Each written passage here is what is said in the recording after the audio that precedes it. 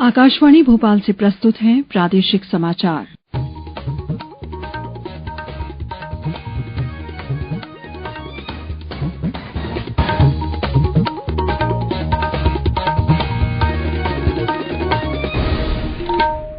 नमस्कार, समाचारों के साथ मैं शेख महजबीन अल्मास। सबसे पहले इस बुलेटिन के मुख्य समाचार। प्रधानमंत्री नरेंद्र मोदी ने ग्वालियर में देश के पहले अटल बिहारी वाजपेयी दिव्यांग खेल परिसर का किया उद्घाटन। राष्ट्रपिता महात्मा गांधी और पूर्व प्रधानमंत्री लाल बहादुर शास्त्री की जयंती पर कई कार्यक्रमों का आयोजन। राज्यपाल मंगूभाई पटेल ने जनजातीय क्षेत्रों में सिकल सेल नियंत्रण के लिए टेस्टिंग मोबाइल वैन की लोकार्पित। और मुख्यमंत्री शिवराज सिंह चौहान ने रायसेन में 100 करोड़ की सेमली जलाशय नल जल योजना का किया शुभारंभ। अब समाचार विस्तार से। प्रधानमंत्री नरेंद्र मोदी ने आज ग्वालियर में देश के पहले अत्याधुनिक अटल बिहारी वाजपेयी दिव्यांग खेल परिसर का उद्घाटन किया। यह दिव्यांग खेल परिसर 34 एकड़ क्षेत्र में 151 करोड़ 16 लाख रुपए की लागत से तैयार किया गया है। अटल बिहारी वाजपेयी प्रशिक्षण केंद्र दिव्यांग व्यक्तियों के लिए खेल के समान अवसर प्रदान करने और उनकी प्रतिभा को प्रोत्साहित करने की दिशा में महत्वपूर्ण कदम साबित होगा। इस दौरान प्रधानमंत्री ने लगभग 19,000 करोड़ रुपए के कई विकास कार्यों का लोकार्पण और शिलान्यास भी किया। इसके साथ ही श्री मोदी ने 2,21,000 पीएम आवासों का गृह प्रवेशम भी कराया।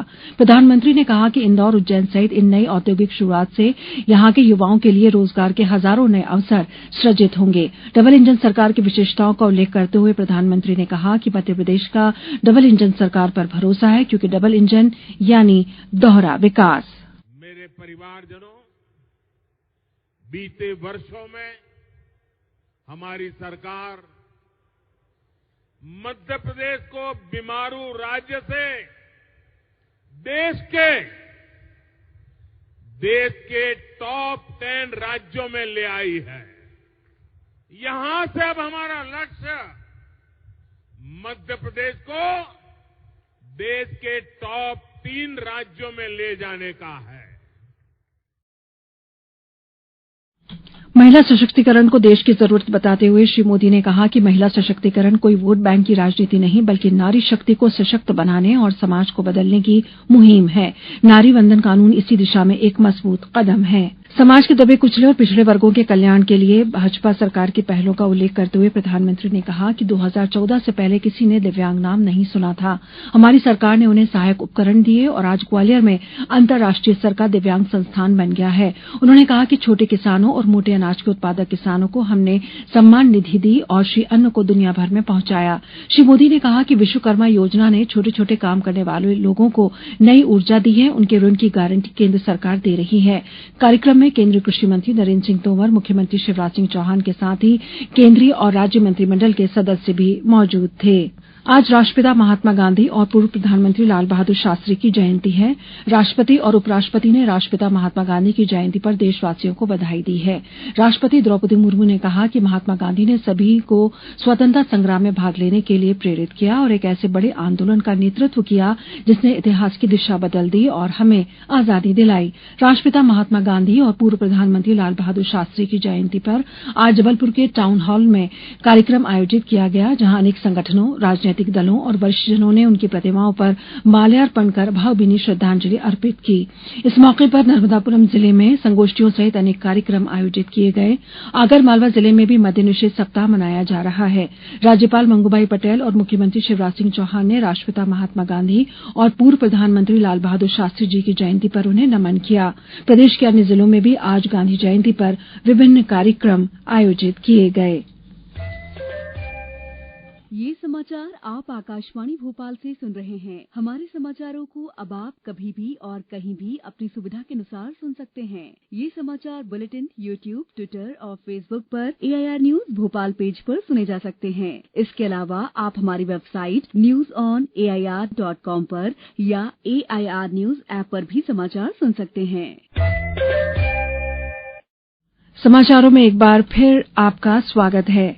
राज्यपाल मंगूभाई पटेल ने गांधी जयंती के अवसर पर sickle cell testing mobile van आज राजभवन में लोकार्पित की।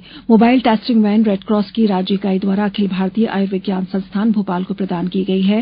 राज्यपाल ने कहा कि क्षेत्रों में सिकल सेल नियंत्रण प्रयासों के लिए जनजातीय समुदाय के घर पर विज्ञान को पहुंचाने की दिशा में मोबाइल टेस्टिंग वैन प्रभावी पहल है। उन्होंने आशा व्यक्त की कि मोबाइल यूनिट का संचालन सिकल सेल पीड़ितों के उपचार और वहां के पुनर्वास प्रयासों को दूरस्थ अंचल में और अधिक प्रभावी बनाएगा।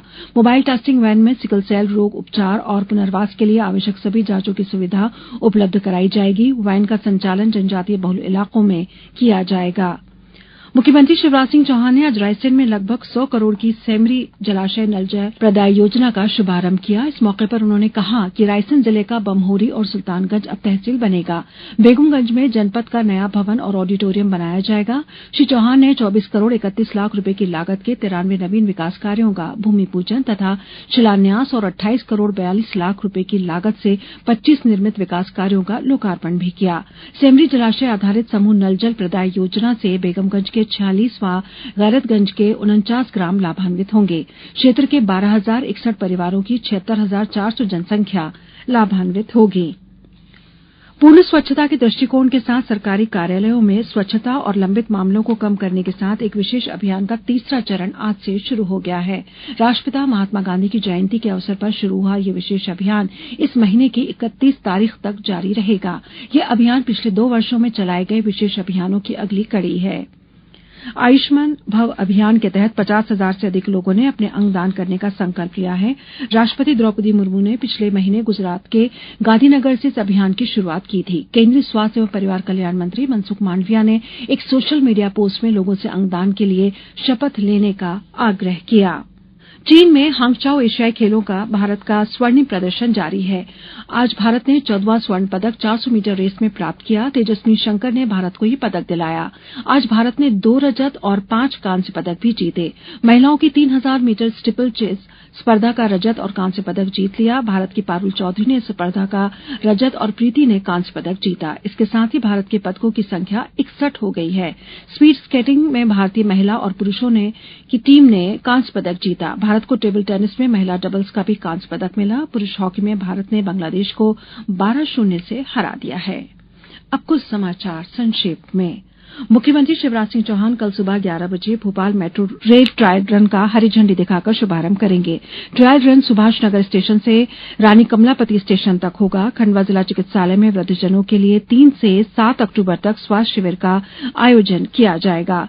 स्वच्छ भारत मिशन ग्रामीण के तहत बैतूल जिले में लोगों द्वारा स्वच्छता के लिए श्रमदान कर गली मोहल्ले एवं सार्वजनिक स्थलों से कचरा तथा सिंगल यूज प्लास्टिक एकत्रित किया गया।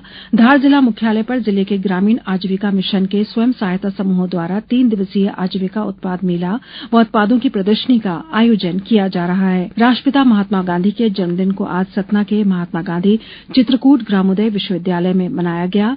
छिंदवाड़ा में नगर पालिक निगम द्वारा आयोजित स्वच्छता सेवा पखवाड़ा के अंतर्गत श्रमदान कार्यक्रम में जनप्रतिनिधियों, गणमान्य नागरिकों और स्वयंसेवी संगठनों के पदाधिकारियों ने सहभागिता कर श्रमदान किया। अंत में मुख्य समाचार एक बार फिर। प्रधानमंत्री नरेंद्र मोदी ने ग्वालियर में देश के पहले अटल बिहारी वाजपेयी दिव्यांग खेल परिसर का किया उद्घाटन। राष्ट्रपिता महात्मा गांधी और पूर्व प्रधानमंत्री लाल बहादुर शास्त्री की जयंती पर कई कार्यक्रमों का आयोजन। राज्यपाल मंगूभाई पटेल ने जनजातीय क्षेत्रों में सिकल सेल नियंत्रण के लिए टेस्टिंग मोबाइल वैन की लोकार्पित। और मुख्यमंत्री शिवराज सिंह चौहान ने रायसेन में 100 करोड़ की सेमरी जलाशय नल जल योजना का किया शुभारंभ। आज इस बुलेटिन में बस इतना ही। नमस्कार।